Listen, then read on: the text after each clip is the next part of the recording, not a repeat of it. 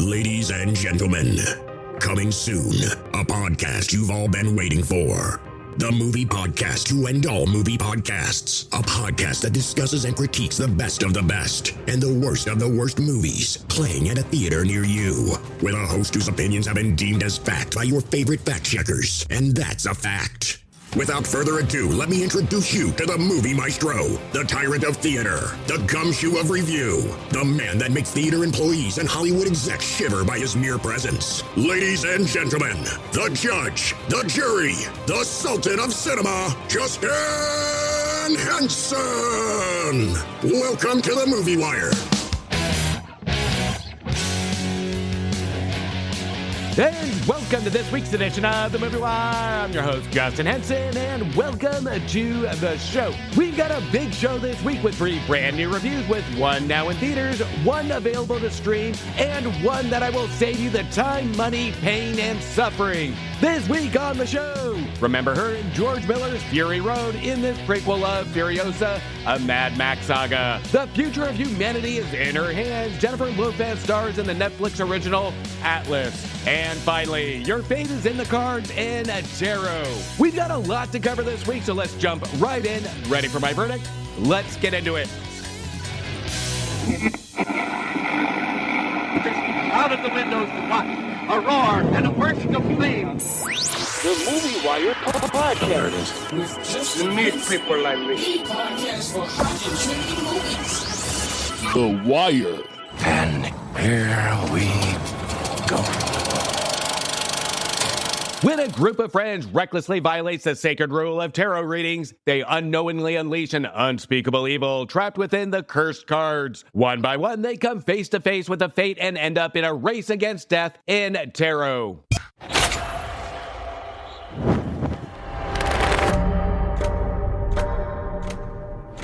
12 cards in a circle. 1 more at the heart. With this final card, your reading will start. That's terrifying. Yeah, this old deck's kind of strange. Where did you find them? It's an unspoken rule not to use somebody else's cards. Who cares? Who's going first? Follow one rule to stay out of danger. Hello? You're never to deal with a deck of stranger.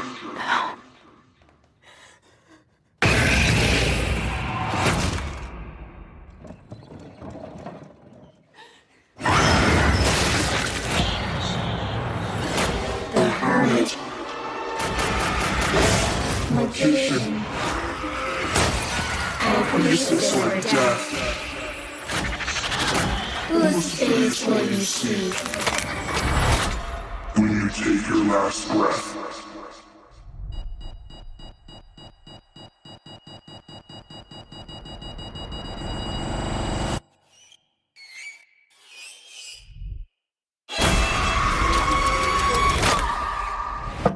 Who's next?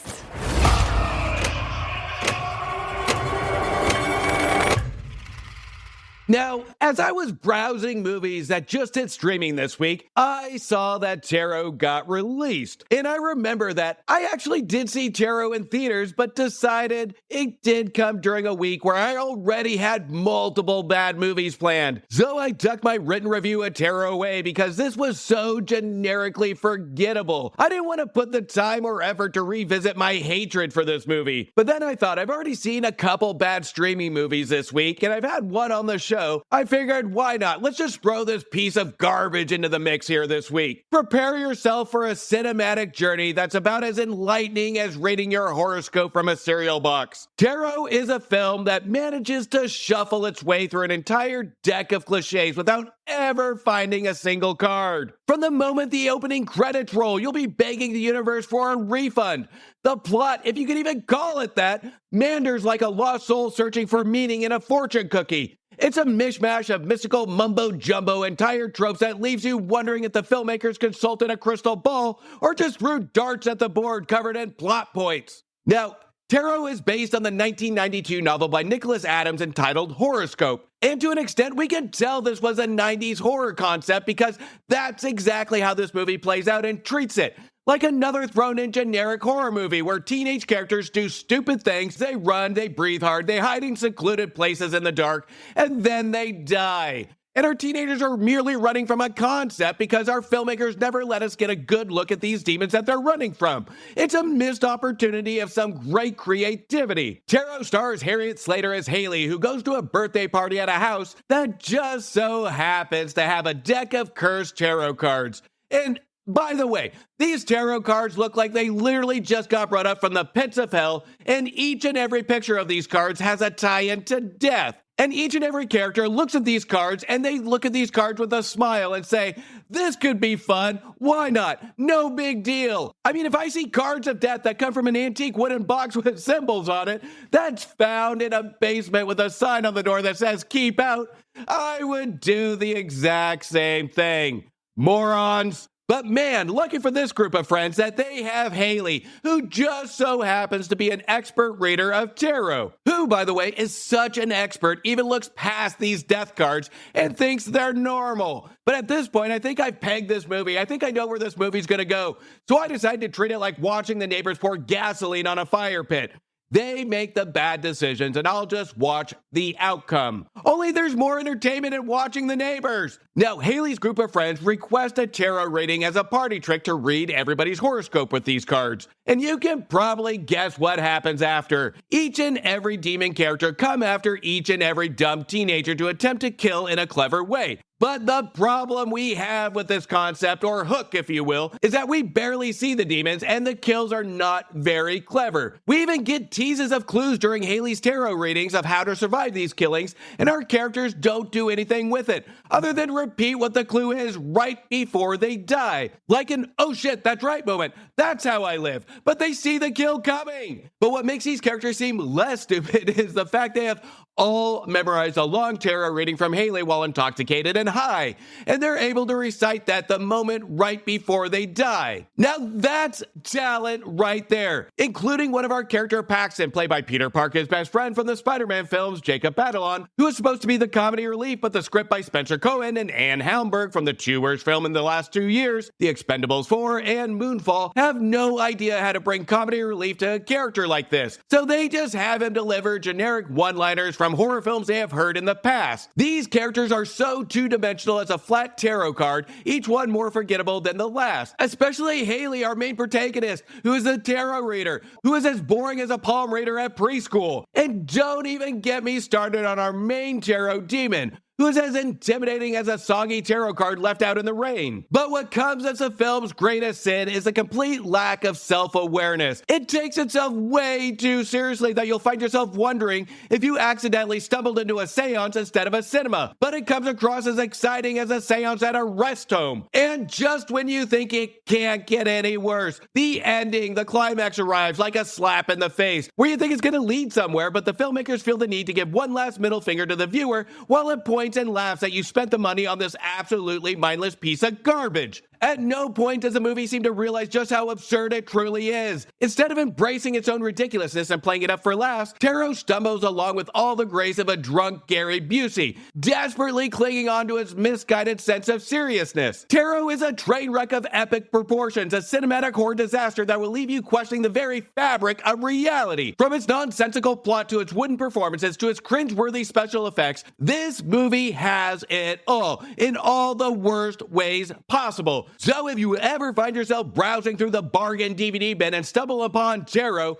do yourself a favor and run. Run far, far away and never look back. Instead, go home, hug your loved ones, your kids, your wife, your boyfriend. I'm Rock, I don't really fucking care. Or just go stare at the wall for 90 minutes. You will thank me later. I'm giving Tarot 1 star. Now, if you haven't tuned in, follow or subscribe to the Cult-Worthy Cinema Podcast and the Movie Wire's new show, Back to the Balcony. Now is your time, because this week we covered Godzilla 1985 with Raymond Burr. Here Antonio and I take on the giant city-destroying lizard and the Siskel and Ebert reviews that followed. Godzilla isn't the only thing that can destroy something. Tune in. Let's take a sneak peek now. It's supposed to be a direct sequel to the original, 1956 one. forgetting all the monster movies in between. So I'm like, that's kind of cool. It's like a legacy sequel. They even got Raymond Burr to come back. And we'll talk about that in a minute. So I'm not even going to talk about my first viewing yet. I'm just going to tell you that I went into this optimistic because there's been plenty of Siskel and Ebert reviews that they just totally dug a hole and buried the film in it that I disagreed with. I'm like, no, I actually enjoyed this. So I went into this one with an optimistic sense of they probably just didn't like the big monster movie and it might be something fun. Nah. This is one that I didn't see in theaters, and it was one that I think my parents avoided like the plague, because I remember going to the video store and we would walk by this cover, and the cover just stands out on a video shelf because it is a cool poster. Yeah. The origin story of renegade warrior Furiosa before her encounter and team up with Mad Max from the 2015 film Fury Road in Furiosa, a Mad Max Saga. In a world where there's no rule of law or any rules but to survive, what do you become? What's left of you having gone through all of this? And how do you deal with the world? That's the essential dynamic in this story. That in extremis, people, the essence of the human being is revealed, and that's the essential story which I would like to think the audience takes from it. On the simplest level, it's about someone who's taken from home as a child, makes a promise to return whatever it takes to get home, and she spends her whole life getting home. It's basically the odyssey of one character who undergoes a number of trials, accumulating the skills which are going to get her to fulfill her objective, which is to get home, having promised her mother, no matter how long it takes, whatever you have to do, promise me you'll find your way home. Beat by beat, we see her become the Furiosa we meet in Fury Road. All the good and the bad, all the complexity, I hope, is revealed in this story. Furiosa is not only about that character, but it's about the world from which she came, about the Citadel, how that may have become the sort of the dominant citadel of the wasteland, and Gastown and Bullet Farm and so on. For those who hadn't seen Fury Road, it doesn't make any difference. And for those that have seen Fury Road, it doesn't make too much difference, because except that you will understand all the antecedent forces and vectors that went into creating the events of Fury Road. So they're basically they're basically one long saga. When Mad Max Fury Road came out in 2015, I think I must have taken 3 separate trips to see this one in theaters. Once as the initial view, second to really take in the visuals, and third to the black and white release. Each one of these viewings added something a little more to my experience each and every time. From the performances, to the sound, to the utterly hypnotic but exciting visuals, to even the subtle to all the way to the over-the-top performances, with little in between. Even with the film in black and white, I found myself engulfed into this world of our writer-director George Miller. Now, with the debate of whether Fury Road was a Furiosa movie or a Mad Max movie, this I can say almost widens the debate of that by giving the character even more of the spotlight to put more depth to the character, where I can see some of the intent from Miller to really have this movie give Mad Max and Furiosa some distance, but substance to almost give a new perspective if we were to re-watch Fury Road, to add yet another new experience while watching it. Furiosa almost acts as George Miller's way to really kind of separate these characters into their own worlds. Furiosa, Mad Max Saga brings back our character, of course, Furiosa, originally played by Charlize Theron, and is now portrayed by Anya Taylor-Joy. Now, as a standalone movie, Furiosa isn't going to feel like the same as watching Fury Road. Yes, aesthetically looks fantastic, the tone, the cinematography is spot on, and it feels like a Mad Max film, but the experience has already been had by the bar that Fury Road set into place. So of course it shouldn't feel like a standalone movie, but rather a connected story. And that's the obvious, and of course that's the intent thus the title Furiosa Mad Max Saga. But there is a small level of separation we should feel from Furiosa, since it's a prequel story from Fury Road. What is needed is something that draws a thin line between Mad Max and Furiosa when it comes to storytelling and character development, because this is an origin story that's supposed to show us what happens from point A to point B. Our writer George Miller does get us there, but after walking out of my first viewing of Furiosa, it was a different experience than what I got from Fury Road. I felt something was missing,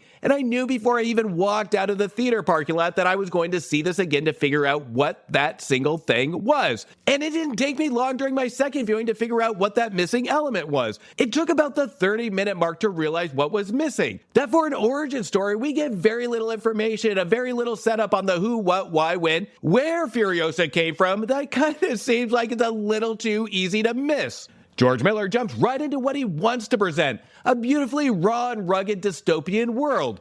I wanted to go back to this introduction where we have trees, another colony that we see our Furiosa as a child. But in the first act, Miller teases at a different kind of colony that we haven't seen before, a different dystopian world, with trees, water, and a colony that seems to live in almost harmony, that we see our Furiosa as a child. I wanted to see George Miller's vision of this. I wanted to see something we haven't seen, especially haven't seen in a Mad Max movie from Miller. What we rather get is a tease and limited close-up camera shots of something that's not red, orange, or chrome. This would have added something new to this story to really add something new to the watching experience, but also give the movie something more separated to feel like a separate story or origin story. It would have also given Furiosa more depth. Now, there is also a part of me that really wanted this vision out of pure selfishness, based on being a fan of George Miller's work in the past, especially with films of creating a colorful world like Babe Pig in the City. Seeing his utilization of visionary storytelling of contrast of films past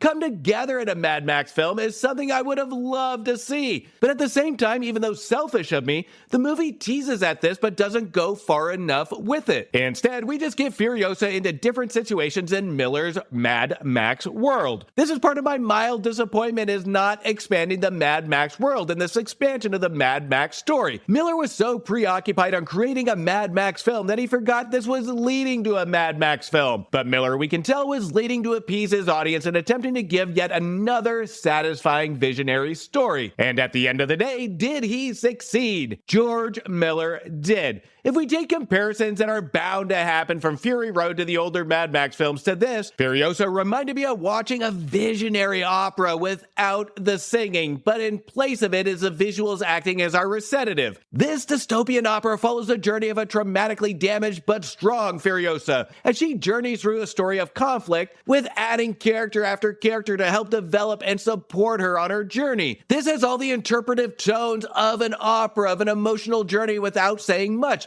or to use a different element other than dialogue to tell the story. Through George Miller's master of visual storytelling and Simon Dungan's brilliant cinematography, Furiosa allows our characters to react to the situations around her, and Miller's direction takes the viewer into this world, ensuring we are enduring all the action that is happening in the setting and environment. Furiosa is a movie that can only be told in the vision of Miller to appreciate how to engage the viewer with little dialogue and still have it look and feel beautiful, to tell the story of a journey that feels to an extent irrelevant but satisfying. As I watched the first trailer to Furiosa, I thought of the question, did we need an actual story of Furiosa? At that time, I said, not really. And by the end of watching Furiosa, did that really change my mind?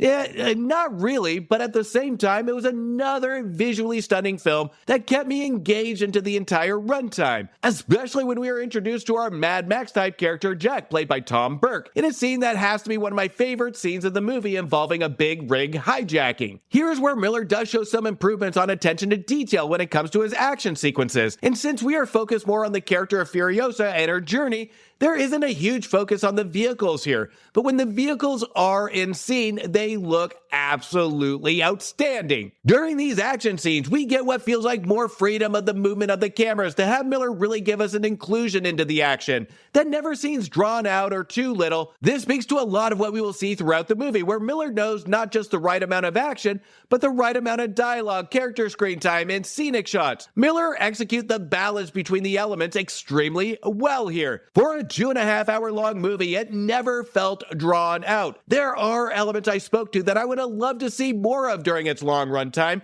but given what's presented, Miller does a fantastic job on keeping the attention span, utilizing his skills with the camera and character direction. When it comes to the engagement factor, there has to be credit with Anna Taylor-Joy as well, who has a challenge here. She has to act mainly with her body language, more prominently her eyes, to tell the viewer what's going on in her head. And we never truly know, but it would be so easy for a character with little dialogue to be treated as a mere prop from scene to scene. But she never really feels that way, though the other characters do outshine her character in dominance, but that is the main intent. She never truly has a Superman-type action moment to save the day, but rather show her strength in survival. The added curiosity of who this character is, what she's going to do, is what makes Furiosa something unique to keep our eyes on screen. We're not waiting for her to kick some ass, but rather how is she going to survive in this dystopian world? George Miller once again creates a world and invites the viewer into it with some jaw-dropping moments with its visuals, even though George Miller teases at something more from the first act, something more visually that we would see, and something more of substance that could have potentially been there. He doesn't do that. He does what he sought out to do, which is keep his movie in his comfort zone to keep fans at bay with entertaining eye candy that gives more than fast cuts and explosions, but rather visuals to allow us to follow along with the story. Is Furiosa Mad Max Saga better than Mad Max Fury Road? Absolutely not. Is it a worthy attempt? Absolutely! This addition to the Mad Max films will make you drop your jaw at times and keep your eyes glued to the screen. I'm giving Furiosa Mad Max Saga 3 stars. Let's all go to the lobby. Let's all go to the lobby. Now, before we get into the rest of the show, make sure you check out my reviews for movies that just became available to rent, buy, or stream now. Now available on video cassette. When his family is murdered, a deaf boy is trained by a mysterious shaman to become an instrument of death in Boy Kills World. That was so crazy that it worked, receiving 3 stars. Welcome to the front lines when empires fall in Civil War. That seemed like the wrong movie at the wrong time, but added nothing more than the things we see on the news during election time, receiving 2 stars. Create something to fear in The First Omen, which was haunting to think on how it took me by surprise on the amount of care that went into creating such a haunting experience on an exhausted franchise, receiving 3.5 stars. A down-and-out stuntman must find the missing star of his ex-girlfriend's blockbuster film in Fall Guy. That barely fell below a recommendation, receiving 2.5 stars. Rise Together or Fall Alone in Godzilla Kong: The New Empire, which was a complete popcorn flick and played like a fireworks show, receiving 2.5 stars. Your biggest fears just got bigger in the horror movie Sting, which started with the sting, then just got caught in its own web of overconfidence and writer's block, receiving 2 stars. The Ghostbusters are back, facing a chilling threat in Ghostbusters Frozen Empire that put a freeze on all the charm, receiving 2 stars. Children can be such monsters in a wildly entertaining and fresh take on a vampire film that involves a vampire in a tutu in Abigail, that received 3.5 stars.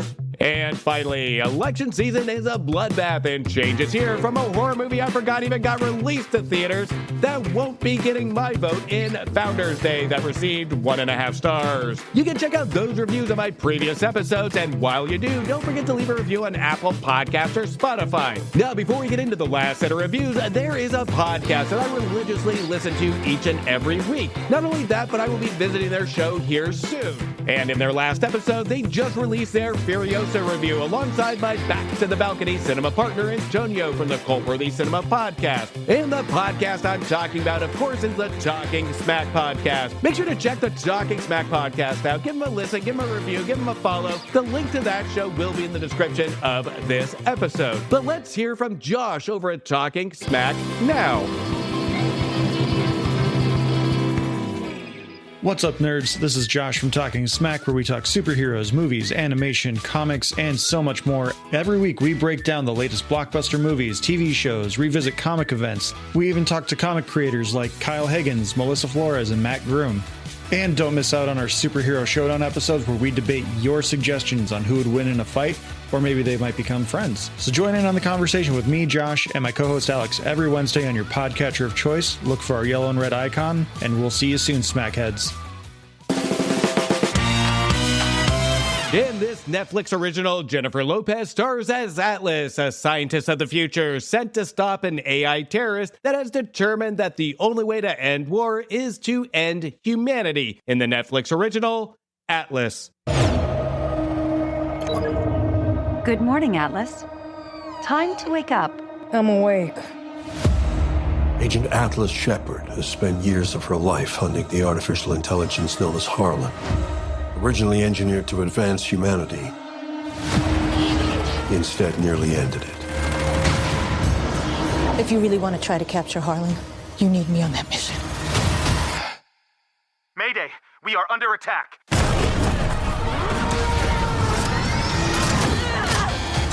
What do I do? Stop it! Oh my god.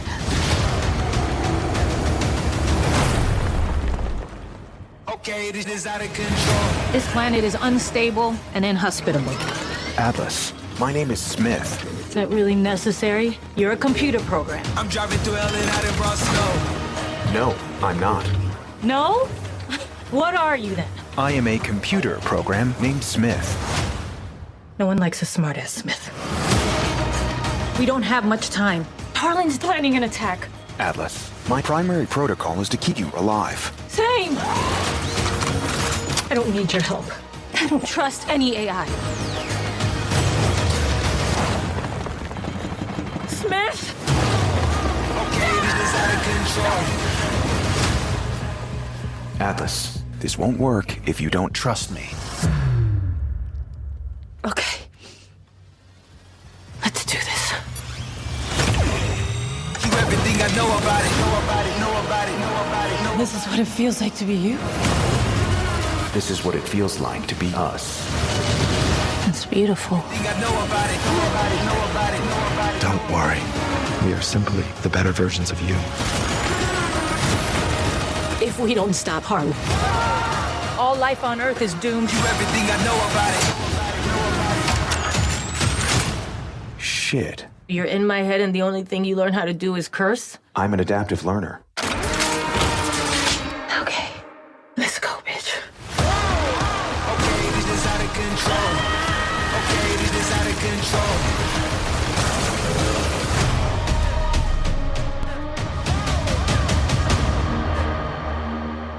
In Netflix's latest offering, Atlas, viewers are promised a thrilling journey through a dystopian landscape with Jennifer Lopez leading the charge. However, what unfolds over the course of this nearly 2-hour film is a mishmash of tired tropes, lackluster performances, and a narrative so convoluted that even GPS would struggle to navigate this damn movie. Now, once in a while, Jennifer Lopez steps out of her comfort zone of rom-coms to star in movies like the Netflix original The Mother, The Boy Next Door, and Leela and Eve. The problem we have when she does this is these movies suck. And given that she's produced some of these movies, I think that most of Hollywood can see that these movies stink. And even going further, can also see that J-Lo's acting does have limits. I think it's time that J-Lo realizes this as well, because this is one of the worst performances of Jennifer Lopez to date. No, open and honest, truth be told, I've actually liked Jennifer Lopez in some of these good rom-coms. I was a sucker for the more recent Marry Me. Then we had Shotgun Wedding, which was a little bit more action and comedy, which explains why she struggled with her performance. Then we go into movies like What to Expect When You're Expecting, which was a sweet movie. Then we had Made in Manhattan, which was a cute movie, and then Jersey Girl, which was a fantastic movie. And then we have audibles like the movie Geely, which was absolutely horrible, but we won't dive. That'll, again, be the audible, because this isn't the right time in J-Lo's life right now to bring up a Ben Affleck J-Lo picture. But Jennifer Lopez at least has an on-screen sweetness when it comes to her rom-coms that seem to work. But they have also kind of almost diminished over the years when it comes to the rom-com movies and her performances in those movies. Now, on the surface, Atlas tackles a topic that is the height of conversation right now, which is AI integration in the world on a mass level. And in movies from the past years, especially the 80s and 90s, we've gotten the AI and robots will take over the world cliche. Wherever you stand on the AI conversation, at least Hollywood is sticking to their guns on AI being self-aware and committed to taking over the world. Here in this picture, Atlas tries to be unique by making it a space adventure as well, where we have an AI robot terrorist Harlan, played by Barbie Simu Liu, who has become self-aware and has run off into hiding off to a distant planet. Why Harlan ran off to a distant planet? It doesn't really matter, because the movie doesn't really justify a reason enough other than an excuse to show off some special effects, and in which is kind of the shining point of the movie. Lopez must now team up with a bunch of futuristic military utilizing AI robot suits that sync to humans' minds to stop Harlan. Why humans are getting into an AI robot-controlled battle suit when AI is trying to take over the world? Who cares? It doesn't matter, because the movie would have been completely uninteresting without it, and it would have been a very interesting robot AI battle scene at the end without these AI-controlled robots. Now in a space battle, Jennifer Lopez is forced against her will into one of these AI-controlled battle suits that she is against, in fear that Harlan can tap into her mind, and she just doesn't trust it. This is where Lopez's character Atlas meets her personal AI, Smith, voiced by Gregory James Cohen. In this introduction to Smith, Atlas and Smith must attempt to build trust between the two, and this will be our main conflict to attempt to entertain us until we get to the climax. The movie sets the scene of a villain that we barely see and a relationship between human and AI that's supposed to lead to an exciting and emotional payoff, but ends up landing flat. The movie is all over the place when it comes to its dialogue and what the dialogue wants these characters to be. Most of this is a mix between weak dialogue and a completely stale Jennifer Lopez performance that seems to have trouble performing in front of a green screen. And if it's ever crossed your mind, or you had a thought, or you wondered,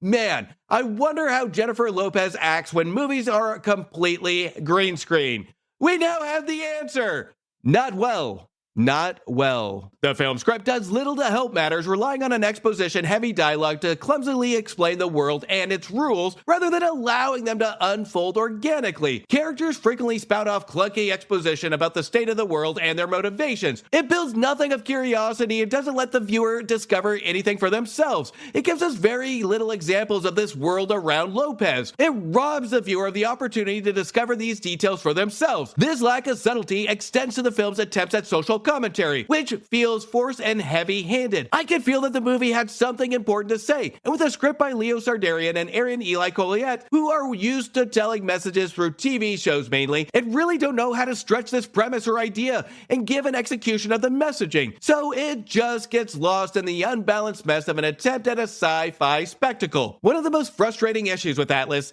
except J-Lo's disastrous performance, is the inability to establish a coherent and compelling world. On this show, when we talk about Furiosa, we talk about a dystopian setting and how that integrates around the characters to help support the story. These dystopian settings can provide a fertile ground for exploring complex themes and social commentary. When it comes to Atlas, here, this is where it feels like it's a little bit more window dressing, or it's just completely watered down. Atlas is again another CGI-filled straight-to-streaming spectacle that banks 100% on the recognizable cast and special effects. That almost has a certain cartoon quality to it that I'm sure is intentional to look good on a smaller screen, so we don't see the flaws that we would see on a big screen. And just because I call it cartoon doesn't necessarily mean it's bad. In fairness, when it comes to the way the movie looks, director Brad Payton, director of San Andreas, Journey 2, and Rampage, does a decent job at the action sequences in terms of making it feel entertaining. These scenes of action, and I'll admit it, even including the climax, to an extent, are fun to watch. The transitions between action to normality are well executed. But in the end, Atlas is a forgettable and disappointing entry into the overcrowded field of dystopian sci-fi films, especially when I'm reviewing it next to Furiosa. Despite its promising premise and recognizable cast, Atlas fails more than it succeeds, offering a bland and uninspired adventure that struggles to hold a viewer's attention, from its poorly developed world to its lackluster performances and uninspired action sequences. Atlas is a complete misfire that needs a map. Even though Atlas is free to stream on Netflix, I still had the temptation to ask for a refund. I'm giving Atlas